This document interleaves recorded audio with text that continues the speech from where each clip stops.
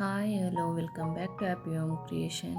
ನಾನಿವತ್ತಿಲ್ಲಿ ಬಿಗಿನರ್ಸ್ಗಾಗಿ ಒಂದು ಸ್ಯಾರಿ ಕುಟ್ ಡಿಸೈನ್ನ ತೋರಿಸ್ತಾ ಇದ್ದೀನಿ. ನಾನು ಅದಕ್ಕೆ ನೀಡಲ್ ನಂಬರ್ 10 ಹಾಗೆಯೇ 6 ಎಳೆ ದಾರನ ತೊಗೊಂಡಿದ್ದೀನಿ. ಮೊದಲಿಗೆ ಬಟ್ಟೆಗೆ ನಾನು ದಾರನ ತಂದು ಲಾಕ್ ಮಾಡ್ಕೊತಾ ಇದ್ದೀನಿ. ಲಾಕ್ ಮಾಡ್ಕೊಂಡಾದ್ಮೇಲೆ ಮತ್ತೆ ಅದ್ರ ಪಕ್ಕನೇ ಮತ್ತೊಂದು ಲಾಕ್ ಆದಮೇಲೆ 1 chain, 2 chain,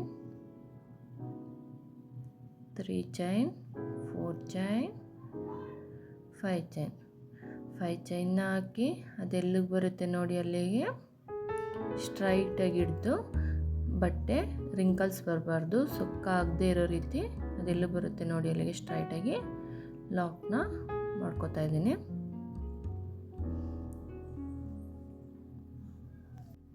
five chain lock ಮಾಡಾದ್ಮೇಲೆ ಮತ್ತೆ ನಾನು ಅದ್ರ ಪಕ್ಕನೇ ಎಕ್ಸ್ಟ್ರಾ ಒಂದು ನಾಟ್ನ ಹಾಕೋತಾ ಇದ್ದೀನಿ.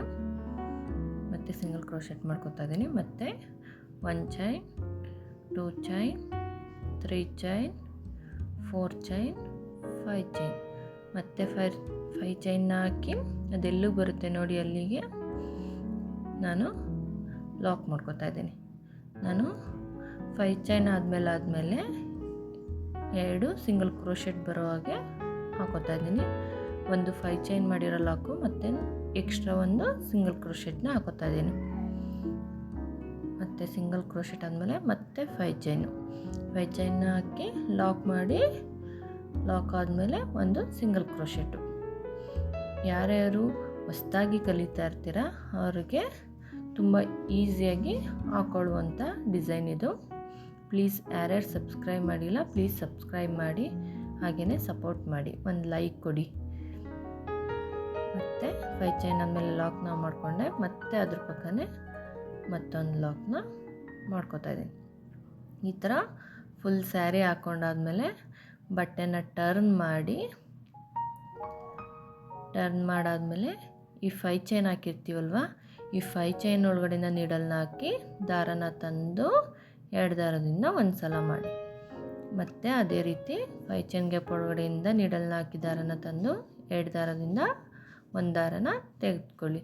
ಅದೇ ರೀತಿ ನಾನಿಲ್ಲಿ 4 ಸಿಂಗಲ್ ಕ್ರೋಶೆಟ್ನ ಮಾಡ್ಕೋತಾ ಇದ್ದೀನಿ. 4 ಸಿಂಗಲ್ ಕ್ರೋಶೆಟ್ ಆದಮೇಲೆ ಸ್ವಲ್ಪ ದಾರನ ಮೇಲೆ ಎಳೆದು ಒಂದು ನಾರ್ಮಲ್ ರೌಂಡ್ ಬೀಡ್ಸ್ನ ತೊಗೊಂಡಿದ್ದೀನಿ ಮೀಡಿಯಮ್ ಸೈಜು, ಅದನ್ನು ಇನ್ಸರ್ಟ್ ಮಾಡಿ ಮತ್ತು ಬೀಡ್ ಲಾಕ್ ಏನು ಮಾಡೋ ಆಗಿಲ್ಲ, ಮತ್ತು ಡೈರೆಕ್ಟಾಗಿ 5 ಚೈನ್ ಒಳಗಡೆ ಲಾಕ್ನ ಮಾಡ್ಕೋತಾ ಇದ್ದೀನಿ. ಆ ಲಾಕ್ ಮಾಡೋದನ್ನು ಒಂದು ಸಿಂಗಲ್ ಕ್ರೋಶೆ ಅಂತ ಕೌಂಟ್ ಮಾಡಬೇಕಾಗುತ್ತೆ. ಇವಾಗ ಮತ್ತೆ ನೀಡಲ್ನ 5 ಚೈನ್ ಒಳಗಡೆ ಇಂದ ಹಾಕಿ ದಾರನ ತಂದು 2 ದಾರದಿಂದ ಒಂದು ಸಲ, ಮತ್ತು ನೀಡಲ್ನ 5 ಚೈನ್ ಗ್ಯಾಪ್ ಒಳಗಡೆ ಹಾಕಿ 5 ಚೈನ್ ಗ್ಯಾಪ್ ಒಳಗಡೆಯಿಂದ ದಾರನ ತೆಗೆದು 2 ದಾರದಿಂದ ಒಂದು ಸಲ ದಾರನ ತೆಕ್ಕೋಬೇಕಾಗುತ್ತೆ. ಮತ್ತು ಇಲ್ಲಿ 4 ಸಿಂಗಲ್ ಕ್ರೋಶೆಟ್ ಆದಮೇಲೆ ಇಲ್ಲಿ 5 ಚೈನ್ನ ಲಾಕ್ ಮಾಡಿರ್ತೀವಲ್ವ, ಲಾಕ್ ಮಾಡಿ ಮತ್ತೆ ಒಂದು ಸಿಂಗಲ್ ಕ್ರೋಶೆಟ್ ಹಾಕ್ಕೊಂಡಿರ್ತೀವಲ್ವ, ಅಲ್ಲಿ ಅವೆರಡರ ಮಧ್ಯದಿಂದ ನೀಡಲ್ನ ಹಾಕಿ ದಾರನ ತಂದು ಲಾಕ್ ಮಾಡ್ಕೋತಾ ಇದ್ದೀನಿ. ಲಾಕ್ ಆದಮೇಲೆ ಮತ್ತೆ ನೋಡಿ ಈ ರೀತಿ ಕಾಣಿಸುತ್ತೆ. ಮತ್ತು ಈ 5 ಚೈನ್ ಹಾಕಿರ್ತೀವಲ್ವ, ಆ 5 ಚೈನ್ ಒಳಗಡೆ ಸಿಂಗಲ್ ಕ್ರೋಶೆಟ್ಗಳನ್ನ ಮಾಡ್ಕೋತೀನಿ. 1 2 3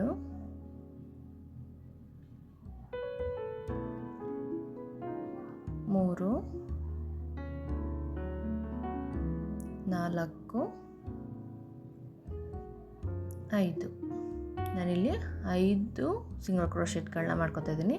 ಇಲ್ಲೇನಾದರೂ ಕುಚ್ಚು ಬೇಕು ಅನ್ನೋರು ಈ ಗ್ಯಾಪ್ ಒಳಗಡೆ 5 ಚೈನ್ ಹಾಕಿ 5 ಸಿಂಗಲ್ ಕ್ರೋಶೆಟ್ ಮಾಡ್ಕೊಂಡಿರ್ತೀವಲ್ವ ಅದರೊಳಗಡೆ ಕುಚ್ಚನ್ನ ಕಟ್ಕೋಬೋದು. ಮತ್ತು 5 ಸಿಂಗಲ್ ಕ್ರೋಶೆಟ್ ಹಾಕಿ ಮತ್ತು ಅದು ಲಾಕ್ ಇರುತ್ತಲ್ಲ, ಲಾಕ್ ಮಾಡಿರ್ತೀವಲ್ಲ 5 ಚೈನ ಅಲ್ಲಿ ಲಾಕ್ ಮಾಡ್ಕೊಳ್ಳಿ. ಲಾಕ್ ಆದಮೇಲೆ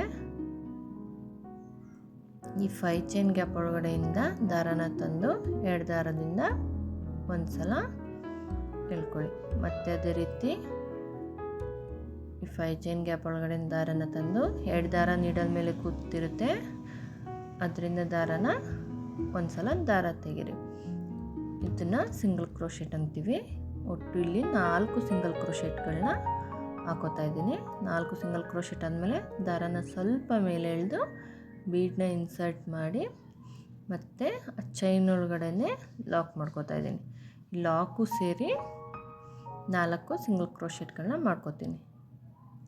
ಲಾಕು ಸೇರಿ 2 ಆಯಿತು ಸಿಂಗಲ್ ಕ್ರೋಶೆಟು, 3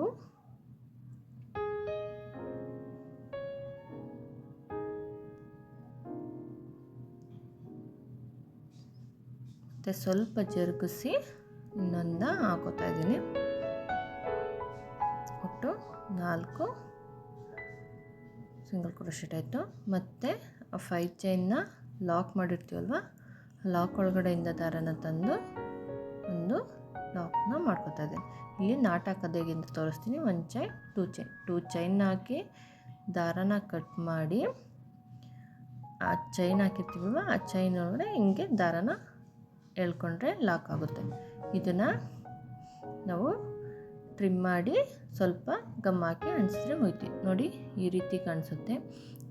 ಸ್ಮಾಲಾಗಿ ಯಾರಿಗೆಲ್ಲ ಇಷ್ಟ ಆಗುತ್ತೆ ಇದನ್ನು ಒಂದು ಸಲ ಟ್ರೈ ಮಾಡ್ಬೋದು. ಮತ್ತು ಬಿಗಿನರ್ಸ್ ಇವಾಗ ತಾನೇ ಕಲಿತಾ ಇರೋರು ಇದನ್ನು ಒಂದು ಸಲ ಟ್ರೈ ಮಾಡ್ಬೋದು. Thank you for watching.